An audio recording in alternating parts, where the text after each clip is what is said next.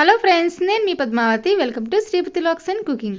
ఈ రోజు ఈ వీడియోలో బటర్ స్కాచ్ కేక్ మీద యూజ్ చేసే ప్రలైన్ అండ్ క్యారమెల్ సాస్ని ఇంట్లోనే ఈజీగా ఓన్లీ 3 ఇంగ్రీడియంట్స్తో ఫస్ట్ టైం చేసిన పర్ఫెక్ట్గా వచ్చేలాగా ఏ విధంగా చేయాలో ఈ వీడియోలో మీతో షేర్ చేసుకున్నాను. ఇది కేక్ మీద కాదండి, ఐస్ క్రీమ్లో కూడా మనం వీటిని యూజ్ చేసుకోవచ్చు అనమాట. చాలా చాలా టేస్టీగా ఉండిద్ది. మరి ఇంకెందుకంటే ఆలస్యం, ఈ 2 రెసిపీస్ని ఏ విధంగా చేయాలో ఈ వీడియోలో తెలుసుకుందామా. తెలుసుకునే ముందు ఎవరైతే ఫస్ట్ టైం మా ఛానల్ చూస్తారో మా ఛానల్ తప్పకుండా సబ్స్క్రైబ్ చేయండి. ఫస్ట్ ఇప్పుడు బటర్ స్కాచ్ మీద క్యారమెల్ సాస్ని ఏ విధంగా ప్రిపేర్ చేసుకోవాలో తెలుసుకుందాము. దీనికోసం ముందు బౌల్ తీసుకొని దాంట్లో ఒక 1/2 కప్ దాకా పంచదార వేసుకోవాలి. దీంట్లో ఐసింగ్ షుగర్ ఏం వేయాల్సిన అవసరం లేదండి, నార్మల్ షుగరే వేసుకోవాలి.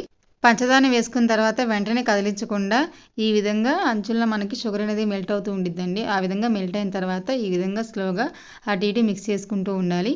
ఇక్కడ ఫ్లేమ్ అనేది లో ఫ్లేమ్లో పెట్టుకోవాలండి, లేకపోతే ఈజీగా మాడిపోతుంది అనమాట. సో ఈ విధంగా అటు ఇటు మిక్స్ చేసుకుంటూ షుగర్ అనేది పూర్తిగా మెల్ట్ అయ్యేదాకా మనం కరిగించుకోవాలన్నమాట. ఇక్కడ ఫ్లేమ్ అనేది ఎక్కువైనా సరే, ఈ సాస్ అనేది మాడిపోయినా సరే మనకి టేస్ట్ అనేది అస్సలు బాగోదన్నమాట. కాబట్టి లో ఫ్లేమ్ ఉన్న ఫ్లేమ్ తీసుకొని దాంట్లో పెట్టుకొని దీన్ని మనం ఈ విధంగా ప్రిపేర్ చేసుకోవాలి. ఈ విధంగా పూర్తిగా కరిగిన తర్వాత ఇప్పుడు ఇందులో 1 కప్పు దాకా ఫ్రెష్ క్రీమ్ని కానీ, లేకపోతే పెరుగు మీద ఉన్న పాల మీగడ ఉంటుంది కదండి, దాన్ని కూడా వేసుకోవచ్చు అనమాట. స్లోగా వేసుకొని దీన్ని మిక్స్ చేసుకోవాలి, లేకపోతే పైకి చిందే అవకాశం ఉండిద్ది. ఈ విధంగా మనకి గెడలు కడతాయండి. ఇవి చిదిమేస్తూ అటు ఇటు మిక్స్ చేసుకుంటూ బాగా కంటిన్యూగా కరిగించుకుంటూ మిక్స్ చేసుకోవాలి. ఆ తర్వాత 2 టేబుల్ స్పూన్ దాకా సాల్టెడ్ బటర్ వేసుకోవాలి. మీ దగ్గర నార్మల్ బటర్ ఉంటే దీంట్లో కొద్దిగా సాల్ట్ వేసుకోండి. అలా అయితేనే మనకి క్యారమెల్ సాస్ అనేది చాలా చాలా టేస్టీగా ఉండిద్ది అనమాట.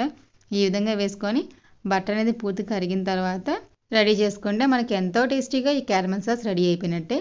ఈ కన్సిస్టెన్సీలో ఉంటే సరిపోతుందండి, ఎందుకంటే ఇది ఆరిపోయే కొద్దీ చిక్కబడే ఛాన్స్ ఉంటుంది అనమాట. అలానే దీన్ని మనం స్టోర్ కూడా చేసుకోవచ్చు. సో ఎంతో సింపుల్గా ఓన్లీ 3 ఇంగ్రీడియంట్స్తో బటర్ స్కాచ్ మీద డిజైన్ కోసం మనం క్యారమెల్ సాస్ని ప్రిపేర్ చేసాం కదా. చూస్తుంటే నోరు ఊరుతుంది కదండి, కానీ చాలా చాలా టేస్టీగా ఉండిద్ది అనమాట. చూడండి, ఆరిపోయే కొద్దీ చిక్కబడుతూ ఉంటుందని చెప్పాను కదా, ఈ కన్సిస్టెన్సీలో ఉంటే సరిపోతుంది అనమాట. సో తప్పకుండా మీరు కూడా ట్రై చేయండి. ఎలా ఉందో మా కామెంట్ టైప్లో తెలియజేయండి. తర్వాత బటర్ స్కాచ్ మీద ప్రలైన్ కోసం ముందుగా ఇక్కడ నేను బాదం పప్పును తీసుకున్నాను. ఈ ప్లేస్లో మీరు పల్లీలు కానీ లేకపోతే జీడిపప్పు కానీ తీసుకోవచ్చు అనమాట.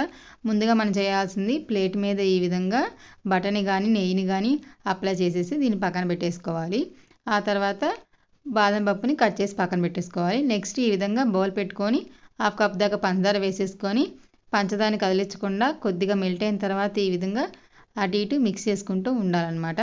మనం క్యారమెల్ సాస్ని ఏ విధంగా ప్రిపేర్ చేసుకున్నామో ప్రలైన్ని కూడా ఇంచుమించుగా అదే విధంగా ప్రిపేర్ చేసుకుంటాం అనమాట.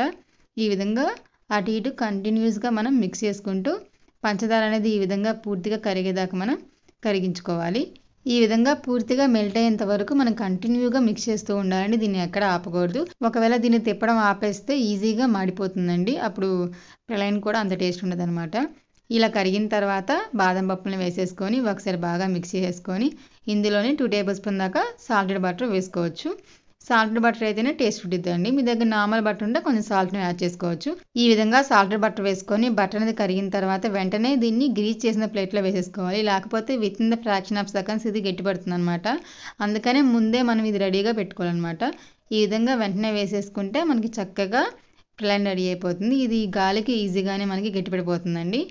విత్ ఇన్ 1 మినిట్లో మనకి ఇది గట్టిపడిపోతుంది అనమాట. ఆ తర్వాత మనం చాక్తో దీన్ని సెపరేట్ చేసేసుకొని వెంటనే దీన్ని మనం పీసెస్గా రెడీ చేసుకోవచ్చు. దీన్ని స్టోర్ కూడా చేసుకోవచ్చు, అలానే వీటిని ఐస్ క్రీమ్లో కూడా యూజ్ చేసుకోవచ్చు అనమాట. కేక్లో యూజ్ చేసుకోవచ్చు, అలానే ఐస్ క్రీమ్లో కూడా 2 రకాలుగా యూజ్ చేసుకోవచ్చు. సో ఈ విధంగా పీసెస్గా కట్ చేసుకొని దీన్ని ఒక బటర్ పేపర్ మీద వేసేసుకొని జస్ట్ దీన్ని స్మాష్ చేసుకుంటే మనకి చక్కగా ప్రలైన్ రెడీ అయిపోతుంది. మీకు కొంచెం లావు కావాలంటే కొంచెం లావుగా చేసుకోవచ్చు, లేదనుకుంటే మీడియం కావాలంటే మీడియం చేసుకోవచ్చు. ఎలాగైనా చేసుకోవచ్చు అనమాట, ఎలాగైనా టేస్టీగా ఉండిద్ది. మనకి ఈ విధంగా ఉంటే తినేటప్పుడు పంటికి తగులుతూ చాలా టేస్టీగా ఉండిద్ది అనమాట. తప్పకుండా మీరు కూడా ఈ ప్రలైన్ని ట్రై చేస్తారు కదా, ట్రై చేసి ఎలా ఉందో మా కామెంట్ టైప్లో తెలియజేయండి. ఫస్ట్ టైం చేసినా సరే చాలా పర్ఫెక్ట్గా వచ్చిద్దండి.